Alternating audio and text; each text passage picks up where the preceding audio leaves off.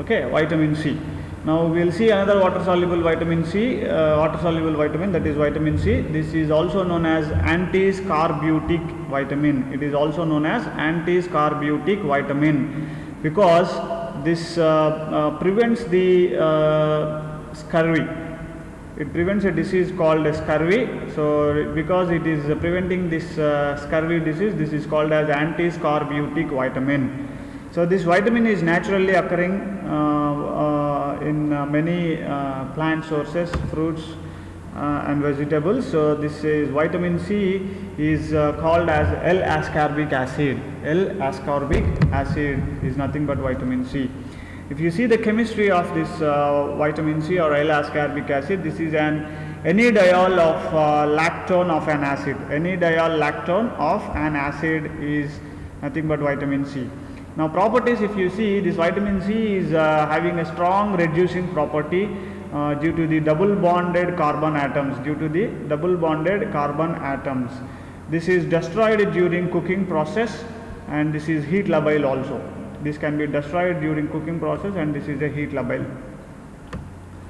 If you see the distribution of this vitamin C, highest concentrations in metabolically active tissue is present, like adrenal cortex, corpus luteum, liver. These are all highly metabolically active tissues where this vitamin C is found in high concentration in our body.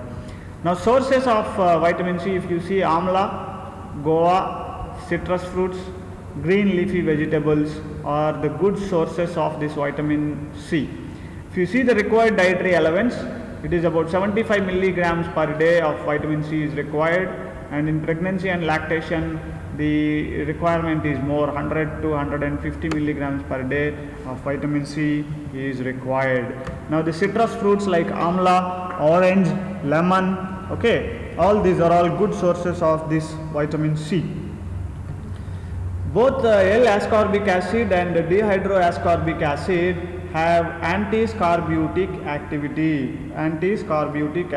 Both forms are physiologically and metabolically active forms. So active forms of vitamin C, if you see, L-ascorbic acid and dehydroascorbic acid, both are active forms of vitamin C. So both are physiologically and metabolically active forms. If you see the absorption and excretion, humans, monkeys, guinea pigs cannot synthesize this vitamin C in the body because they lack the enzyme L-gulonolactone oxidase. This is the enzyme which is required for synthesis of vitamin C by uronic acid pathway. Now lower mammals like rats can synthesize this vitamin C and readily absorbed from small intestine, partly excreted as unchanged and partly as oxalic acid in urine also. So it accounts for major part of endogenous urinary oxalate. Comes from this vitamin C. Now if you see the biochemical functions of this vitamin C, it is required for collagen metabolism. Hydroxyproline and hydroxylysine are important constituents of a mature collagen fiber. So this procollagen contains mainly proline and lysine, and hydroxyproline and hydroxylysine is formed, and this hydroxylation reaction takes place by the enzyme prolyl hydroxylase and lysyl hydroxylase for proline and lysine respectively. This requires vitamin C and iron in ferrous state.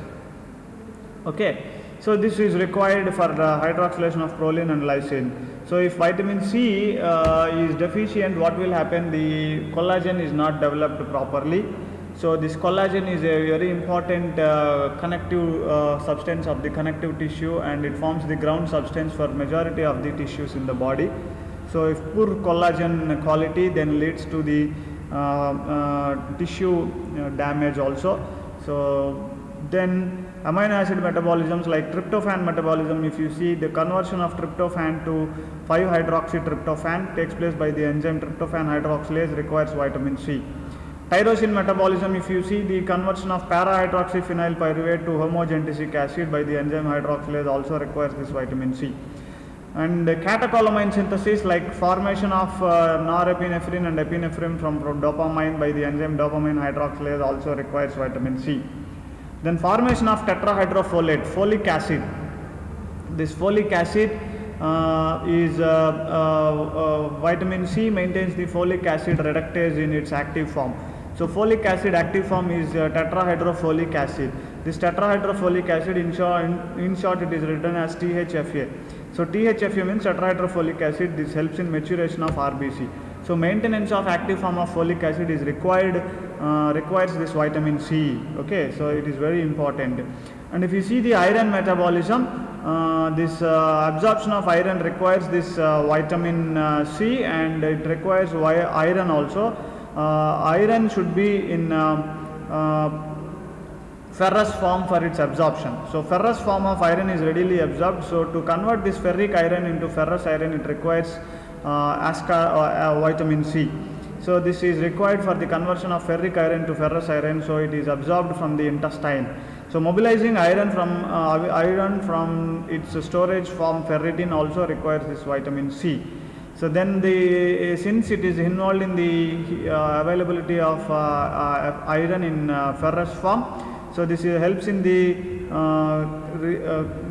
reconversion of methemoglobin to hemoglobin also. Vitamin C is required for conversion of methemoglobin to hemoglobin. Now bile acid synthesis from cholesterol, if you see, that also requires this vitamin C, and vitamin C is involved in adrenal steroid synthesis also. From the cholesterol only this pregnenolone and 17-hydroxypregnenolone are formed. These are steroid compounds, hormones that are synthesized in the body, requires this vitamin C. Vitamin C is also required for functional activity of fibroblast or osteoblast cells, and consequently it is involved in the formation of mucopolysaccharides of connective tissue, osteoid tissue, dentine, intracellular cement substance of capillaries. So this is required many places. And in phagocytosis also, this vitamin C stimulates phagocytic action of leukocytes and helps in antibodies formation.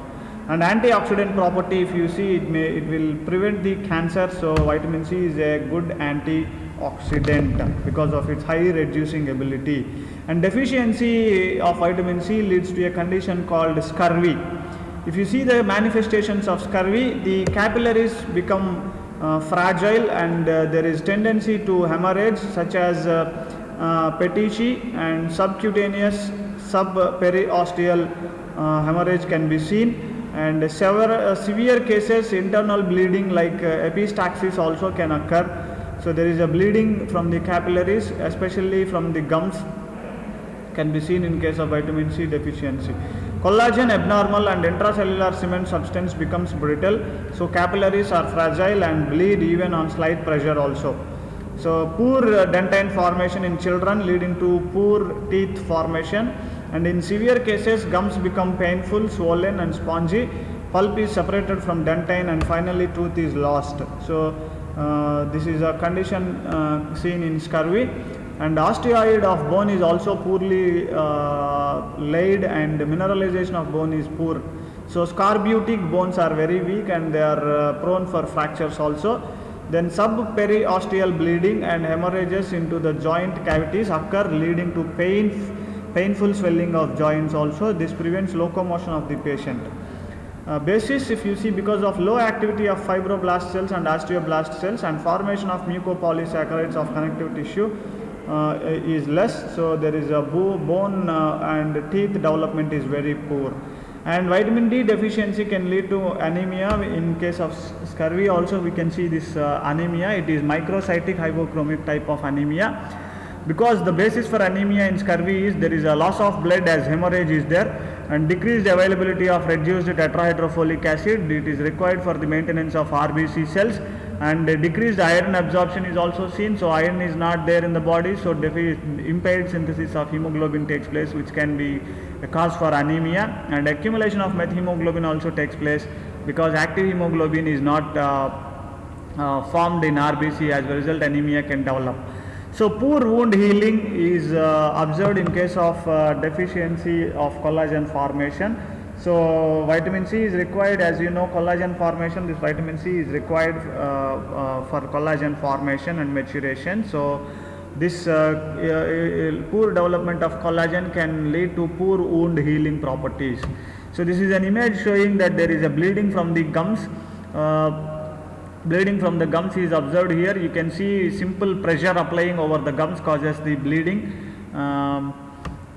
So estimation of vitamin C deficiency, if you see the WBC levels of vitamin is normal value is about 25 milligrams per deciliter, and urine vitamin C saturation test can be used for the identification of vitamin C deficiency. And tourniquet test also we can do. A BP cuff applied around the arm and inflated so that it compresses the venous flow. In short time, appearance of petechial hemorrhages on forearm skin indicates the deficiency of vitamin C. This is how we can test the